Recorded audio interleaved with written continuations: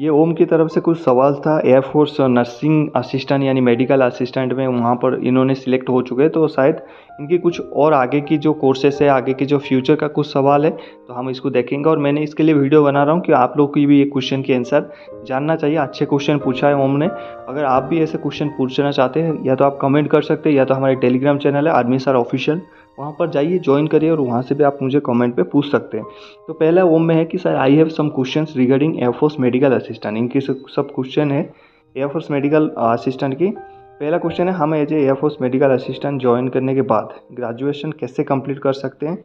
तो give CDS एफकेट examination. Okay, पहले देखिए, जैसे आपने एयरफोर्स मेडिकल असिस्टेंट ज्वाइन कर लिया 10+2 लेवल पे, उसके बाद क्या करना है, आपने जाके आपका OC होंगे, CO होंगे, यानी कमांडिंग अफसर या फिर ऑफिसर कमांडिंग एयरफोर्स में जो भी होंगे, उनको एक हायर एजुकेशन के लिए एप्लीकेशन पुटअप करना है। कैसे लिखना है? वहाँ पर लिखना है कि जैसे टू द कमांडिंग अफसर, आपकी जो भी यूनिट है, उसके बाद सब्जेक्ट में आप दे लो एप्लीकेशन फॉर हायर एजुकेशन। फिर जैसे उसके बाद जो आप टॉपिक कवर करो, आपके एयरफोर्स नंबर क्या है, आप कहाँ पर कार्यरत हैं, क्या काम करते हैं, क्या करना चाहते हैं, वहाँ पर लेके एप्लीकेशन आपकी कमांडिंग अफसर को फॉरवर्ड करिए। कमांडिंग अफसर क्या करेंगे, उस एप्लीकेशन को लेंगे और उस हिसाब से आपको बुलाएंगे। फिर पूछेंगे आप क्या करना चाहते हैं। आप बोलेंगे सर मैं ग्रेजुएशन करना चाहता हूँ आगे एफकेट और CDS की एग्ज़ाम देने के लिए। तो वहाँ पर ये सब चीज़ें के लिए बहुत आपको एनकरेज किया जाता है। आपको कभी भी डिस्करेज नहीं किया जाएगा, आपको वहाँ पर एनकरेज किया जाता है फ़ौज में। तो आप क्या करोगे, जैसे आपने दे दिया, वो साइन कर दिया, साइन करने के बाद आपको एक NOC मिलेगा। क्या मिलेगा? No objection certificate. उसमें क्या होगा, उसको लेना बहुत ज़रूरी है। मान लीजिए आपकी दिसंबर में एग्ज़ाम है और आपको छुट्टी दिसंबर में नहीं मिल रहा है, तो उस क्षेत्र में मान लीजिए आपके जो CO थे पहले, वो तो आपको जानते थे, बाद में वो चले गए पोस्टिंग, दूसरा CO आ गया, वो तो बोले नहीं अब मैं तो नहीं जाने दूंगा, अभी बंदे नहीं है मेरे पास, तो प्रॉब्लम होगा आपको ना, अब एग्ज़ाम नहीं दे पा। तो अब क्या होता है, आप जो एप्लीकेशन है आपका, उसकी एक कॉपी रखिए और NOC की कॉपी रखिए, उनको दिखाइए कि सर मैंने पहले ही इसके लिए परमिशन लिया था और पहले ही मैंने बताया था कि मेरा दिसंबर में एग्ज़ाम है। तो वहाँ पर क्या है, आपको छुट्टी मिलता है, आप आराम से जाते हो और एग्ज़ाम दे के आते हो। तो दो चीज़ें बहुत ज़रूरी है। आप जो एप्लीकेशन साइन कराते हो उसी हिसाब से एक कॉपी अपने पास रखिए, और जो CO आपको NOC देता है, नो ऑब्जेक्शन सर्टिफिकेट NOC, वो अपने पास रखिए। ठीक है, हो गया। और इसके लिए आप यही है प्रोसीजर, इसके अलावा कुछ नहीं है। चलते हैं ओम की सेकंड सवाल में। ग्रेजुएशन करने में आसानी हो ऐसा कोई tips? Nothing is easy, depend upon your self. आपके एटीट्यूड के ऊपर, आपके हिसाब से होता है। एयरफोर्स में ये एक प्रिविलेज होता है कि आपकी टाइम टू टाइम ड्यूटी होता है। जैसे आर्मी में यहाँ पर 16-18 घंटे का ड्यूटी होता है, एयरफोर्स में ऐसे नहीं है। 8 आवर्स 10 आवर्स की ड्यूटी होता है, उसके बाद फुल टाइम आपकी कोई ड्यूटी नहीं आता। तो वहाँ पर आप अपनी ग्रेजुएशन बहुत ईजीली कंटिन्यू कर सकते हैं, कोई दिक्कत वाली बात नहीं है। ठीक है।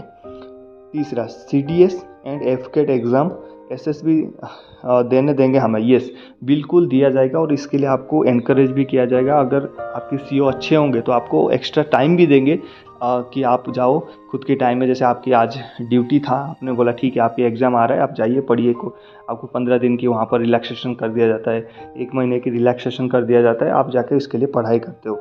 बिल्कुल इसमें कोई डाउट नहीं है, CDS और एफकेट एग्ज़ाम देने के लिए आपको बिल्कुल दिया जाएगा, और यह आपकी हक है। ठीक है, आप दे सकते हैं।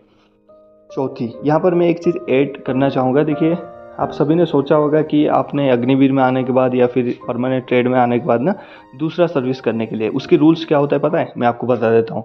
जैसे मान लीजिए अब एक एयरफोर्स नर्सिंग असिस्टेंट है, आपकी बेसिक पे अभी 26,000 कुछ होता है, मान लीजिए 28,000 है, और जो नौकरी आप करना चाहते हैं, वहाँ से छोड़ के जाना चाहते हैं, उसकी अगर 29,000 है, उससे 1 रुपया भी ज़्यादा है ना, तो आप फौज छोड़ के जा सकते हैं। ये रूल्स है।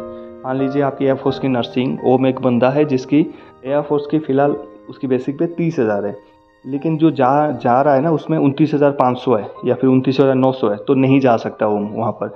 लेकिन जहाँ पर जा रहा है उसकी 30,500 है, 30,100 रुपया है, 30,001 रुपया है, तो वहाँ पर जा सकता है। जो आपकी बेसिक पे है उससे ज़्यादा होना चाहिए, मतलब आप कम से ज़्यादा जा पाएंगे, वो ज़्यादा से कम नहीं आ पाएगा, ये याद रखना है। ठीक है, कोई भी आप सर्विस चूज़ करते। मेरे साथ एक बंदा था, हम ट्रेनिंग के बाद जब आर्मी ट्रेनिंग ख़त्म किए थे, तो उन्होंने वेस्ट बंगाल में था, तो उसकी आर्मी में उसको दिल नहीं लगा, तो उसने सोचा कि मैं RPSF ज्वाइन करूँ। RPSF is railway protection special force. तो वहाँ पर क्या हो गया, उसकी जो बेसिक पे था RPSF का ज़्यादा था हमारे से उस टाइम का, तो उन्होंने वो एग्ज़ाम दिया, सुमन करके बंदा था, तो उन्होंने वो एग्ज़ाम दिया और जैसे उनका क्रैक हो गया वो आर्मी से डिस्चार्ज लेके चले गए। अभी वो आरपीएफ में काम करते हैं, कभी कभी बात होता है, तो आप जा सकते हो, उसमें कोई रेस्ट्रिक्शन नहीं है, ठीक है। तो वहाँ पर जैसे जाओगे उसको लोकल डिस्चार्ज बोला जाएगा। चौथा यहाँ पर है कि ट्रेनिंग के दौरान हमें ग्रेजुएशन कर सकते हैं। देखिए ट्रेनिंग के दौरान आप ग्रेजुएशन नहीं कर सकते, ट्रेनिंग के दौरान कोई भी कोर्सेज आपको अलाउड नहीं है। आफ्टर ट्रेनिंग कर सकते हो, ट्रेनिंग के दौरान जो आपकी 2.5-3 साल का ट्रेनिंग है उस दौरान पे कोई भी आप ग्रेजुएशन नहीं कर पाओगे, ना कोई कोर्स कर पाओगे। You are not allowed during training. Training आपको एक सोल्जर बनाने का, आपको एक फौजी बनाने का वो एक जरिया है, तो उसमें मिस नहीं करना। और वहाँ पर कोई एक्स्ट्रा करिकुलर एक्टिविटीज़ लाइक ये जो कोर्सेज वगैरह होता है ये नहीं कर सकते हो, ठीक है।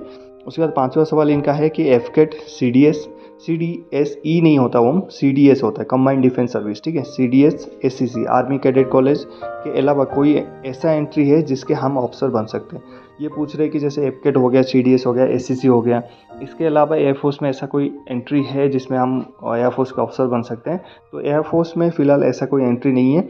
अगर आप आर्मी में नर्सिंग असिस्टेंट बनते हो तो वहाँ पर एससीसी को छोड़ के 2 और भी एंट्री है जिसको बोलते हैं हम पीसीएसएल एंट्री और SCO entry, service commission entry. यहाँ पर एयरफोर्स में भी सर्विस एंट्री एक होता है वहाँ पर 30 साल के बाद।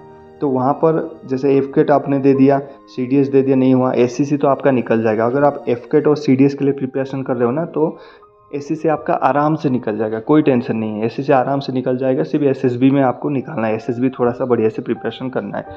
अगर फिर भी 27 साल तक एससीसी होता है, एससीसी नहीं निकलता है, तो आपका एक सर्विस एंट्री भी होता है 30 साल के बाद, 28 साल के बाद आपका एक सर्विस एंट्री भी होता है नॉन टेक्निकल। तो वहाँ पर भी वो एग्ज़ाम सर्विस के अंदर डिपार्टमेंटली दे के आप कमीशन अफसर आगे जाके बन सकते हो, ठीक है।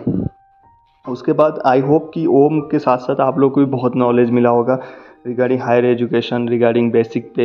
ये जो चीज़ें मैंने बताया आपकी लाइफ में बहुत इंप्लीमेंट आएगा। ऐसा कोई क्वेश्चन है आप मुझे पूछ सकते हैं। वीडियो कैसा लगा कमेंट्स पे बताना, वीडियो को लाइक करके जाना। मिलते हैं नेक्स्ट टॉपिक में। जय हिंद।